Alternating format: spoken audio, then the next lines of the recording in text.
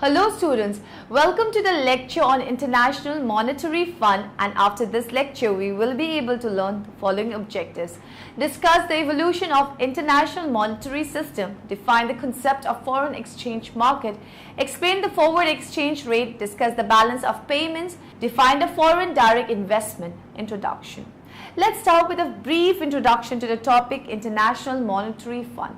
The current debate on the IMS has generated a rich literature exploring more specifically whether the characteristics of the current IMS give rise to incentives that promote the build-up of global imbalances, and if so, what are the implications for global stability.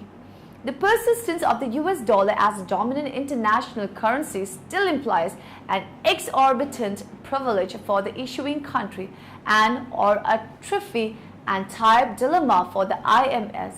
An IMS based on national reserve currencies should become more multicolor in nature or be complemented by a global supernatural reserve currency. Exchange rate anchoring and the accumulation of foreign assets by the official sector of emerging market economies present net costs or benefits. The high global demand for safe debt instruments has put unsustainable pressure on the financial system, and excess capital flow, volatility and contagion stemming from external shocks can undermine the functioning of IMS. Evolution of international monetary system.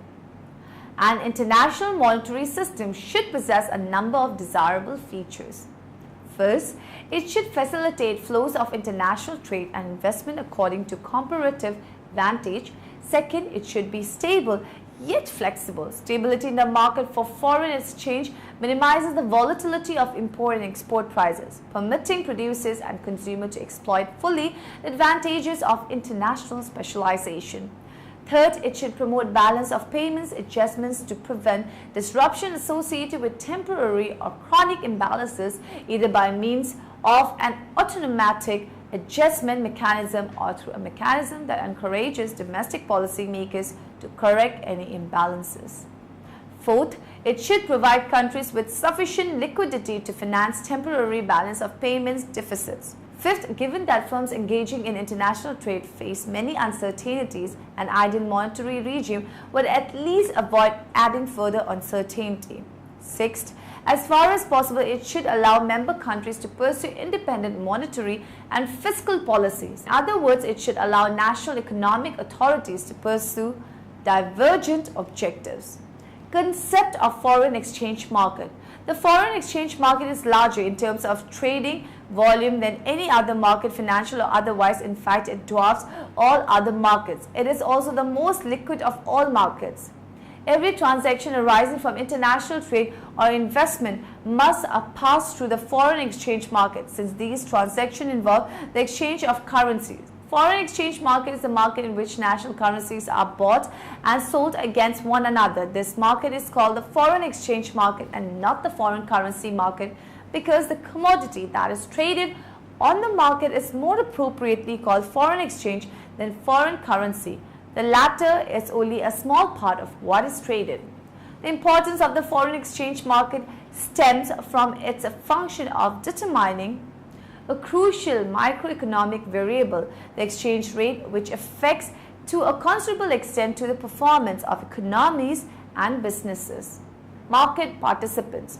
Market participants are foreign exchange traders who directly or indirectly buy and sell currencies. These classes of participants enter the market as arbitrageurs, hedgers, and speculators. There are 5 broad categories of participants in the foreign exchange market: customers, commercial banks, other financial institutions, brokers, and central banks. The foreign exchange market is dominated by interbank operation, the buying and selling of currencies among banks. The liquidity of interbank market is due to a large volume transaction, as well as the fact that banks accept an obligation of reciprocity in quoting to other interbank dealers. The size and composition of the foreign exchange market.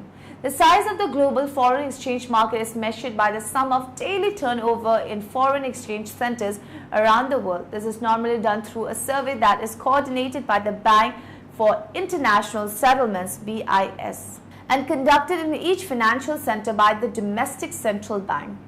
traded currency may be classified into the following groups. The US dollar, which is the most heavily traded currency for the following reasons. US financial markets are very large.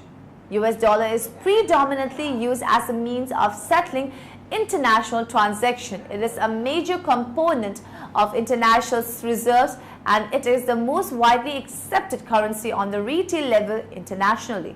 The euro and the yen, which are heavily traded because of the economic, financial and trade importance of Europe and Japan. Currencies that are heavily traded locally but are traded internationally for the purpose of financing exports and imports. The forward exchange rate.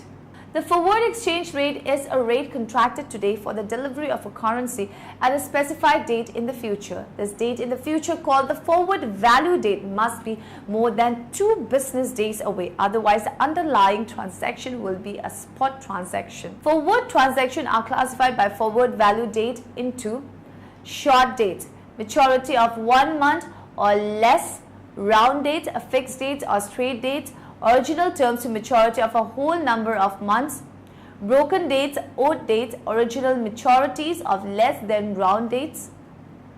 Forward transactions are of 2 types: outright forward contracts and foreign exchange swaps or spot forward swaps. It involves the sale or purchase of a currency for delivery more than 2 business days into the future. 3 kinds of foreign exchange swaps can be distinguished. Forward swaps, it starts on the spot value date and end on a forward value date. Forward swaps, which starts on a forward value date and end on a later forward date. Overnight swaps and term or next swaps, which end on or before the spot value date. The forward spread. The forward spread is also called the forward margin, the spot forward spread, or the forward pickup. Mark down the forward spread is the difference between the forward rate and the spot rate, calculated as a percentage of the latter. Balance of payments. A country's balance of payment is commonly defined as a record of transaction between its residents and foreign residents over a specified period. Each transaction is recorded in accordance with the principles of double entry bookkeeping, meaning that the amount involved is entered on each of the 2 sides of the balance of payments accounts. Purposes of the Balance of Payment Manual. The Balance of Payments Manual serves as an international standard for the conceptual framework underlying balance of payments statistics. The manual also functions as a guide for member countries submitting regular balance of payments reports to the International Monetary Fund. The primary purposes of the manual are to provide standards for concept, definition, classification and convention, and to facilitate the systematic national and international collection, organization and comparability of balance of payments and international investment position statistic. Foreign direct investment. Foreign direct investment (FDI) from the viewpoint of the balance of payments and the international investment position (IIP) share a same conceptual framework given by the International Monetary Fund (IMF). The balance of payment is a statistical statement that systematically summarizes for a specific time span the economic transaction of an economy with the rest of the world, transaction between residents and non-residents, and the IIP compiles for a specific date such as the end of a year the value of the stock of each financial asset and liability as defined in the standard components of the balance of payments.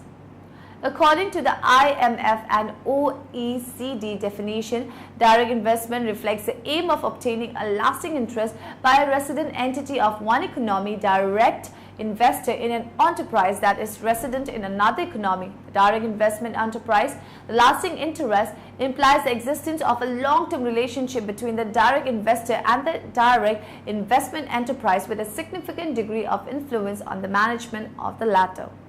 Direct investment involves both the initial transaction establishing the relationship between the investor and the enterprise and all subsequent capital transactions between them and among affiliated enterprises, both incorporated and unincorporated. Foreign direct investment (FDI) is fund flow between the countries in the form of inflow or outflow by which one can able to gain some benefit from the investment, whereas another can exploit the opportunity to enhance the productivity and find out better position through performance. Summary. Now in the end, let us summarize what we have learned in this lecture.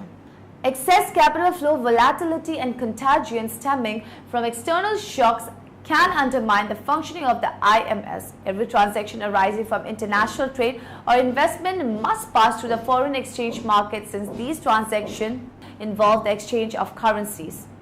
The importance of the foreign exchange market stems from its function of determining a crucial microeconomic variable, exchange rate, which affects to a considerable extent the performance of economies and businesses.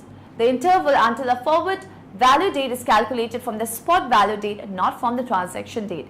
Foreign direct investment (FDI) from the viewpoint of the balance of payments and the international investment position (IIP) share a same conceptual framework given by the International Monetary Fund (IMF).